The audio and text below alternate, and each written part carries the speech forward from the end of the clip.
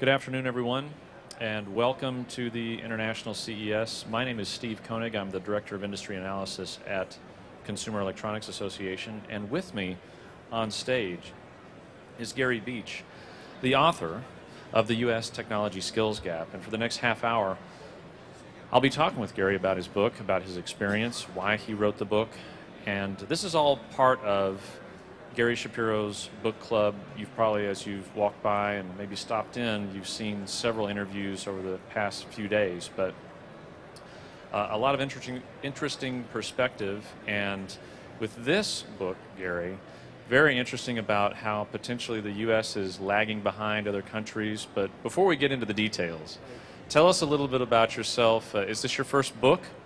My first and only, Steve. I thought this Gary's Book Club was named after me, by the way, until I got here, so it's Gary Shapiro. But yeah, I'm publisher emeritus for a technology magazine called CIO, which stands for Chief Information Officer. And the reason I wrote the book was back 7 years ago, these men and women were starting to lament to me that they were finding it difficult to find workers with the skills they needed to get the job done. So one thing led to another.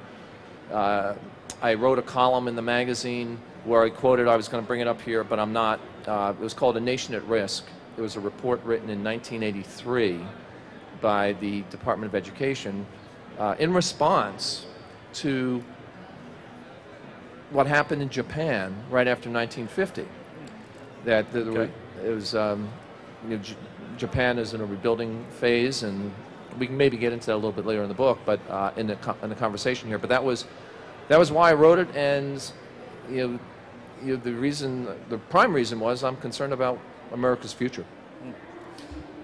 Point well taken, and I think a lot of Americans would share your concern. I mean, we think about the economy and just kind of how we're continuing to strive to compete in the global marketplace. That's been our policy as CEA, is to really foster policies at the federal, state, even local level that would engender and expedite innovation to the marketplace, because we believe it has to be an innovation-led economy, but we got to have the skills for our workers to make that happen, don't we?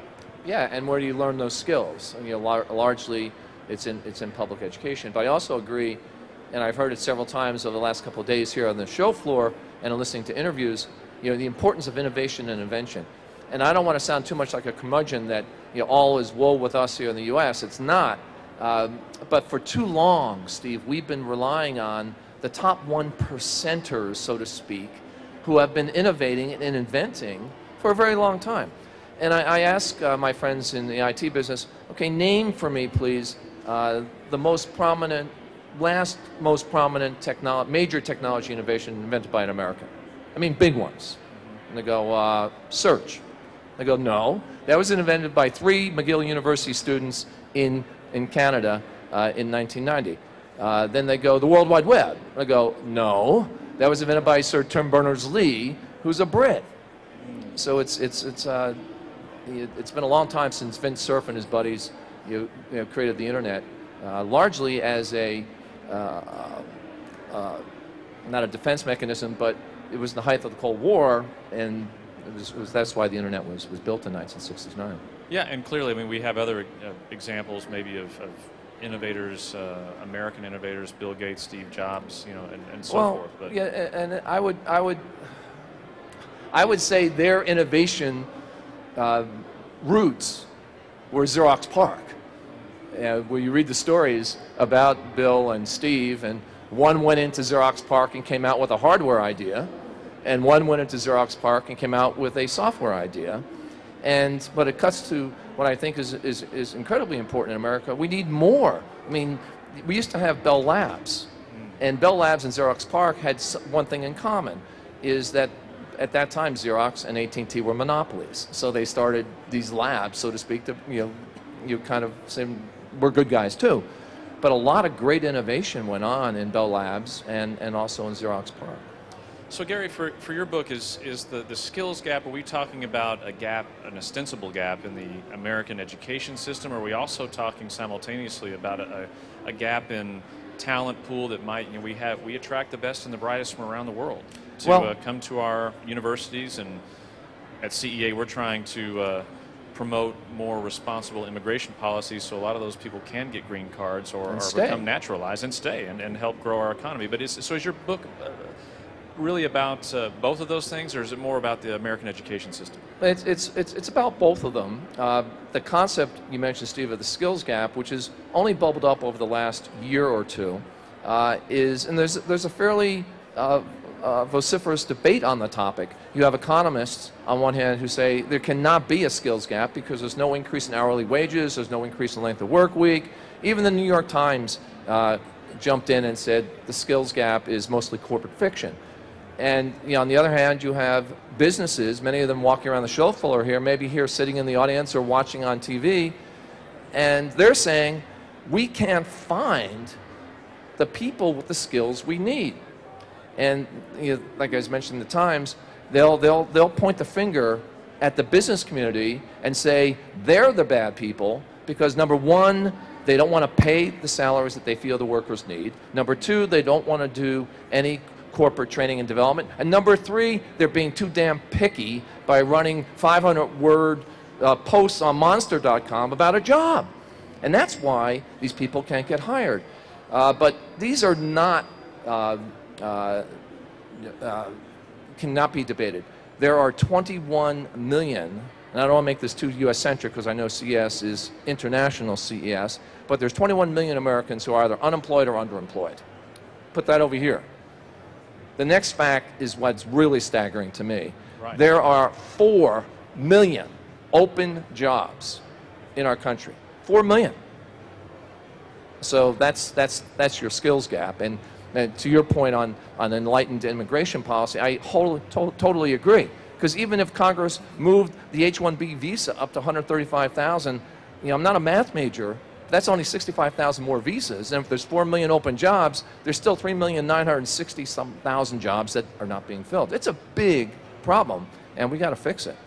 Yeah. So these 4 million job vacancies, really, it's not a function of that they're too lofty or too aspirational, that they're wanting too much. It's simply that we, in a lot of cases, we don't have the talent pool to fill those requirements. Well, to that point, in the 20th century, so what's happening in the education system here in America and around the world in many other countries also, it's built on a 19th century English system. So when I'm going around the country giving talks, I ask my audience I show them 3 slides. I'll just ask you guys to think of these 3 slides. Slide 1, it's just up on behind Steve's head. It shows a picture of an Airbus 380 landing. On the top right, top left, and on the bottom right, left, it has a picture of the Wright brothers, basically about 100 years apart. Click. Next slide. Martin Cooper, who in 1971, next time you walk down 6th Avenue in New York City, look up the Hilton. That's where the first cell phone call was made by Martin Cooper and Motorola. 35 plus years, whatever it was, 40 years later, Steve Jobs came out with the iPhone. Last slide. A picture of a classroom. 1914. A picture of a classroom in 2014. Largely look the same. So we have to change significantly how we teach, and there's a whole new set of skills that employees want. Math and science proficiency is base level. We're not talking about trying to create a country or any other country of geeks and eggheads walking around with scientific degrees either from the Indian Institutes of Technology or MIT. But you have to, being proficient in math and science it teaches you a way to think. But the new skills, and you're starting to see this here in the country, and China just adopted this in August last year. The new skills are the ones that employers really want. How to think critically, how to process massive amounts of data, how to work in virtual environments, how to collaborate in virtual environments. These are, how do you work with social media? These are the skills that employers are looking for in new hires. Yeah, and in your book, you articulate, I think, in black and white, just how far behind and how in this race we are. So let me just quote some statistics from the book, and then I'll ask you to elaborate. But these recent international math and science test scores for 15-year-olds around the world place America. Now, get this, folks. We're used to being number 1. Well, these scores suggest that America is 28th in science and 36th in math. Now, this is out of a set of about roughly 50, I think, 65 sample countries. And shockingly, Gary, in the book, you point out that this isn't anything new. This isn't news. Sadly, Steve, you're absolutely right. That test that Steve just quoted from is from an Organization for Economic Cooperation and Development test called PISA, P-I-S-A. If you're interested, just Google, Bing it. It'll come up. What's in my mind really important about that test, it's done among 15-year-olds, 510,000 15-year-olds around the world. So why is that important? Because those 15-year-olds have gone through sorry for speaking too loud,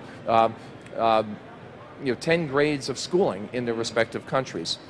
And but it's going back since 1964, when the first International Math and Science test was held. There were 13 countries, and the U.S. came in 13th or 14th. But it's a crisis that Shirley Jackson, Steve, who's the chancellor of Rensselaer Polytech Institute in Troy, New York, she calls this education crisis, and it's not just here in America. I see people in the audience from around the world. It's in other countries around the world. They call it a quiet crisis. Because if we don't fix this by 4 o'clock today, before the big gala awards dinner tonight, the world's not going to fall apart. It's too easy to kick it down the road. And when you write a book, like I do, and the book has almost 1,000 footnotes and 40 pages of bibliography, you learn things. And one of the things I learned was from Winston Churchill. And in 1936, he walked into the House of Commons as Germany was rearming, and he warned the House of Commons members with these 5 or 6 words: eras of procrastination, because England was not rearming, are always followed by eras of consequence. And what I kind of think is we've had our era of procrastination for a very long time, and we're could soon become an era of consequence. It could, and I think it will. It's just a matter of when, and I think there's somebody we're going to be talking about here in our conversation. Well, sure. And so, I mean, why then why have American students' test scores been so poor over the past decades? I mean, don't we have the best education system in the world? Well, we do at producing and educating 50 million kids in K-12 every year. But what the challenge is how do we reinvent that education system to teach these new skills? And it's also the aspect of the top 1%. And there are those who will argue that test scores don't really mean a heck of a lot. And Babson College back in Boston, where I'm from, and the London School of Business, they collaborated on a report. It's called the Global Entrepreneur Monitor. It's done every year. And there's a complete disconnect between test scores and the capacity for a country to think in entrepreneurial ways. So what's going forward, the American education system is a good one. I think what we need to do, McKinsey went in and looked at these scores from other countries, and what do you think? What do you think was the #1 issue that impacted countries performing well in these tests? Tell us. No, it's going to be interactive. What do you think? Technology? Not in a second. I'm going to tell you in a second. You're right on that point. Teachers. Ah, okay. Each of these countries that perform well have one thing in common. They have proactive national education strategies to only hire educators, teachers in K-12 from the top 20% of their college graduating class. You want to be, there's a lot of South Korean companies exhibiting here at International CES. You want to be a K-3 teacher in Seoul? Guess what? You can't graduate in the top 20%. You have to graduate in the top 5% of your college class. Lee Iacocca, many of you know, I've never met him. He's on record as saying, in a totally rational society, the best of us would teach, and the rest of us would figure out something to do. That's the #1 thing. We got to find great teachers, and we got to pay them great starting salaries. And then the third thing, and we could spend the whole rest of the CES on this, how do you get the unions involved to make all that happen? But that's like the AFT and so forth. The AFT, NEA, there's too many cooks in the kitchen in U.S. education. Sure. So these are the countries that have done traditionally well in these tests: Finland, South Korea, Japan, Singapore, China. Are one thing I would ask you to comment on. I mean, some of these, I get it that they have a significant investment in their educational systems, and they are very serious about hiring the very best teachers, the cream of the crop, if you like, as you described. But isn't it at the end of the day, as a lot of this, like China, we sometimes hear about just memorization and they're just cranking them out. So what's your perspective on that? Well, I'll give you the perspective of Amanda Ripley, who just wrote a book called The Smartest Kids in the World. And what she did, she followed 3 exchange students, one to Finland, one to South Korea, one to Japan, American kids going over there. And the perspective each of those kids had when they came back was, oh my God, these kids work hard over here. And the second one was, where's the sports? So it has something to do with, and they also go to school in Japan for 240 days. I mean, we go 180. So there's a lot of factors that contribute into this. But if the United States wants to compete and win going forward, I talked about this 1%ers. What some have written about, there's a gentleman named Seymour Papert. He's at MIT. I was with him a number of years ago at a Computer World event, and he got on the stage and he asked the audience, how many here in this audience promote by age at their company? And people are looking at him, what, are you crazy? And he was making his point was, then why, this event was always in the first week in June, why at the middle of June do 5 million third graders stand up, walk out of class and say, congratulations, you're in 4th grade? We need any country that's sitting in this audience or listening via streaming, any country that wants to compete effectively in the 21st century has got to do a better job at identifying at a young age, and by young age I mean 2 to 5, who the gifted kids are in their country.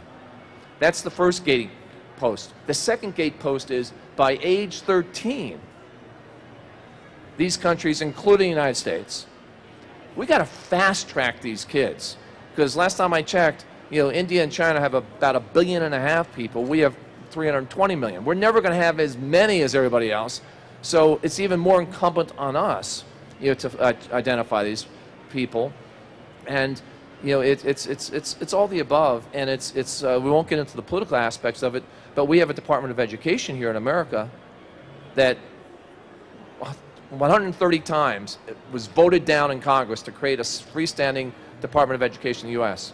The only reason we have a freestanding Department of Education is because Governor Carter cut a deal with the NEA in 1976 to get elected, and here we are with. But to your point, and I'll be quiet here. I'm sorry, when I get a mic, I ramble on. But coming out on the plane to CES, I'm writing a column. I hope it gets picked up by somebody. I'm calling it Broadly Apparent. And what I did, I went in and I evaluated the test scores of these countries, Steve, that you're mentioning. And there's this group called Net Index. You just find it on Bing or what have you. It ranks the average download speeds of 188 countries every 30 days. And guess what? 80% of the top performing countries in this PISA test, 80% of them are the top performing countries in terms of having high-speed broadband into their countries, and it doesn't parse it by what I think is the most important aspect is ultra-fast mobile broadband, which is going to define lots of things as we go forward. Sure. So we've been talking a lot about these PISA scores and these measurements of educational quality, skills, and in these various disciplines. But in your book, you kind of talk also about that's just not where it begins and ends. There's more to the story there, and these scores actually have not been proven to be very effective in predicting entrepreneurial potential, and that's really what we see here at the International CES. And we've got, even in CEA's membership, about 5% of our members are startup companies. You go over to Eureka Park, you can see a number of startups, and that's what we're all about is innovation, startups. But so how does that translate? Is that maybe a sign of hope for us while we try to bridge that skills gap that we still are very, very good at entrepreneurship? Oh, certainly. I mean, what I see it, Steve, is these countries that score well in these tests don't have, according to the Babson London School of Business monitor, don't have not they don't have the capacity, but right now they're not thinking of themselves as very entrepreneurial. On the other hand, America, we tend to think of ourselves as entrepreneurs. We kind of look at these tests and say, who the hell cares? I'm just going to create an app and make $1 billion. So the question before the House is going forward, I think there has to be a blend of this. So which countries, what's going to be easier? Is it going to be easier for a country that has its education system down where kids do quantifiably show that they understand a prescribed course set, whether it's in math and science? Is it easier to teach them? Is it easier to teach the culture of those countries to become entrepreneurial than it is for the United States to say, okay, we have a country of entrepreneurs, our education system it needs to be improved. Who's going to win that race? Right. And right now it's undetermined. But to that point, and I'll just end on this, is this morning I spent 2 hours here at the conference at a higher ed session upstairs on how technology, how many here have heard of MOOCs, massive open online courses? You know, this is going to change dramatically how we educate people, not only in higher ed, but in K-12. Very good. In fact, so we're talking about test scores. You make the claim that if you've taken the SAT since 1995, if you read this book, you can improve your score by 100 points. What do you mean by that? Is that well, I'm looking around seriously? the audience. There's not a lot of people who took the test before 1995, but since you brought it up, no, you didn't take it before 95. You weren't even born in 95. So here, what my book does, and the thing I'm most proud about in the book, is I was born in 1950. I'm no John Steinbeck, but what I do is I present the content in a chronologic way, starting in 1941, trying to explain how we got to the point we're at. And what I found, I'm a baby boomer. So the baby boomer generation started in 1946. Before 1950, before the war, if you wanted to be a public school teacher in America, you had to go through a rigorous certification process. After the war, people come home, they have families. In 1952, 2 million 6-year-olds knock on the door of the schools and say, show up, teach us. We had a huge public school problem. And we had that for 14 straight years, where we just basically went to hire anybody, I shouldn't say hire anybody, that's too broad a term, but we had to open up the kimono, so to speak, that we couldn't be so picky in terms of certification. And so these people did a good job in the classroom. So to Steve's point about SAT, 1946, 1963, that's 17, right? 17, 18 years. The first baby boomers took the SAT test in 1963. And for the next 14 years, math and verbal, because that's what it was called back then, scores declined consecutively. And they kind of just plateaued through the 80s. So in 1994, the College Entrance Examination Board, who runs SAT with the Educational Testing Service, said, we have a problem here. The mean score is supposed to be 500, but the mean score had fallen to about 440, 450 on verbal and math. So they had to do this. I don't know if there's any quants in the audience, you know, the folks that used to work at Goldman Sachs. They set all these statisticians on all the prior test results, and what they came out with was from 1994 or prior. Just go on Google, Bing, type in SAT recentering, put in your score, hit enter, they're giving you about 100 points. Right You'll be 100 points smarter. You don't even have to read the book. I just told you how to do it. So. Well, we only have a few more minutes remaining in our interview, Gary, and I did want to have some time for you to tell the audience the story of the Japanese physicist, Dr. Yuasa, and why that it's a lovely story, and you can read all about it in Gary's book. But tell us why that's really, really relevant to today. Well, I thank you, Steve, and I'll try to do this very quickly. One of the things you learn when you're writing a book, you learn a lot of things when you're writing a book, but you find these little nuggets. And as I was researching the book, I found this McKinsey report that referenced this Japanese physicist that Steve just mentioned, Mitsutomo Yuasa, who in the same year President Kennedy was encouraging Americans to go to the moon and back by the end of the decade in 1962, Professor Yuasa was looking back 450 years to 1540 in the era of the Italian Renaissance. And he plotted out, like clockwork, every 100 to 110 years, the world's center of scientific activity has shifted from one country to another. So it went from Italy, to England, to France, to Germany. Professor Yuasa put it on the shores of America in 1920. Again, do the math, 100 to 110 years. If Yuasa's theory, which is known as Yuasa's phenomena, is in play again, it would suggest that there's going to be a shift sometime between 2020 and 2030. And I'll just end with this. It's not going to be another country this time. It's going to the internet. And what it puts a premium on is any country, from anybody here walking around International CES, your countries have to have pervasive, high-speed, 100 megabits per second minimum mobile download speeds, and you have to have great education system, because we are entering an era where it would be easy, frankly, for America if Yuasa's theory, it's going to be China. Because everybody on Washington, okay, fine, we'll just compete with China.